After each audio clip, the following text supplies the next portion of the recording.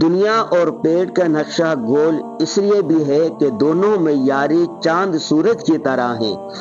جس دن سورج بے نور ہو گیا تو چاند بھی اپنی رہنائیاں خود بخود کھو بیٹھے گا۔ ایسے ہی دنیا سے پیٹ کو نکال کر دیکھیں تو پیچھے بے مقصد کھلونا ہی بچے گا۔ قدرت کا نظام بڑا عجیب ہے۔ لوگ روٹی بیچ کر روٹی کماتے ہیں۔ قدرت کا لطف یہ کہ جب روٹی حلال طریقے سے بیچی اور کمائی جائے تو یہ عین عبادت بن جاتی ہے۔ سچا تاجر پروردگار کا ہمسایہ ہوتا ہے، ہمسایہ دوست ہوتا ہے۔ اب خدا کے دوستوں نے ڈیرے مسجدوں اور خانقاہوں میں لگا رکھے ہیں۔ وہ خلقت کی خدمت سے اور خلقت ان کے فیض سے بے فیض ہیں۔ تلاش بسیار کے بعد کبھی بازار میں بیٹھا کوئی خدا کا دوست مل جائے تو اس کی قدر کیجیے، حوصلہ افزائی کیجیے کہ قرب قیامت میں اس باد سموم کے تیز جھونکوں میں اس نے ایمان کا دیپ سرے راہ جلا رکھا ہے۔ انسان کوشش کا مکلف ہے۔ ہر انسان کو اس کی محنت کے بقدر ہی ملتا ہے۔ اس داستان میں کچھ کرنے والے نوجوانوں کے لیے کئی سبق اور کامیابی کے راز پوشیدہ ہیں۔ ایک بات پس منظر کے طور پر یاد رکھیں کہ دنیا میں 4 کاروبار ایسے ہیں جو بابا آدم علیہ السلام سے شروع ہوئے ہیں اور قیامت کے دن تک رہیں گے۔ یہ کبھی دنیا سے ختم نہیں ہوں گے۔ یہ ہر شخص کی بنیادی ضروریات میں سے ہیں۔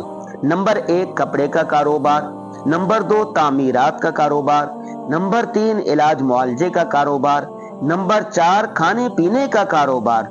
پھر ان چاروں کاروبار میں سے ہر کاروبار اپنی 20 شاخیں رکھتا ہے۔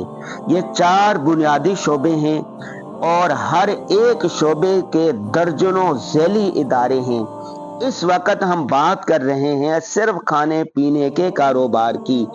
کھانا ہر جاندار کی اولین اور بنیادی ضرورت ہے۔ اس کے بغیر کوئی ذی روح زندہ اور باقی نہیں رہ سکتا۔ کھانے پینے کی اقسام اور چیزوں میں دن بدن اضافہ، ترقی اور جدت ہی آتی جا رہی ہے۔ اس وقت دنیا کے 248 ممالک میں بسنے والے سینکڑوں قومیں، نسلیں اور جانیں ہیں۔ ہر ایک کی خوراک مختلف ہے۔ مثال کے طور پر آپ پاکستان کے شہر کراچی کو ہی لے لیں۔ کراچی کی 2 کروڑ آبادی ہے۔ یہاں پر پنجابی، سندھی، بلوچ، پٹھان، سرائکی، کشمیری، ہندکو، میواتی، بنگالی اور نہ جانے کون کون سی قومیں، ذاتیں اور نسلیں رہائش پذیر ہیں۔ ہر قوم، خاندان، قبیلے اور رنگ نسل کے لوگ مختلف اور متفرق غذائیں کھاتے ہیں۔ جب تک دنیا ہے انسان رہے گا۔ جب تک انسان ہے کھانا اس کی پہلی ضرورت بنا رہے گا۔ بہت سارے دوست احباب ہم سے پوچھتے ہیں کہ ہم کیا کاروبار شروع کریں، ہمیں کوئی کاروبار بتائیں۔ تو میں ان کو کہتا ہوں کہ 2 چیزوں میں آ جائیں۔ 1 کھانے پینے کا کاروبار شروع کریں، نمبر 2 کپڑے کا کاروبار شروع کریں، نمبر 3 مہارتیں سیکھیں، اسکل سیکھیں، آن لائن تعلیم حاصل کرنا، تعلیم دینے کے فوائد، طریقہ یہ سیکھیں۔ نئی جنریشن کو اگر نئی جنریشن کامیاب ہونا چاہتی ہے تو انہیں چاہیے کہ وہ کھانے پینے کا کاروبار شروع کریں۔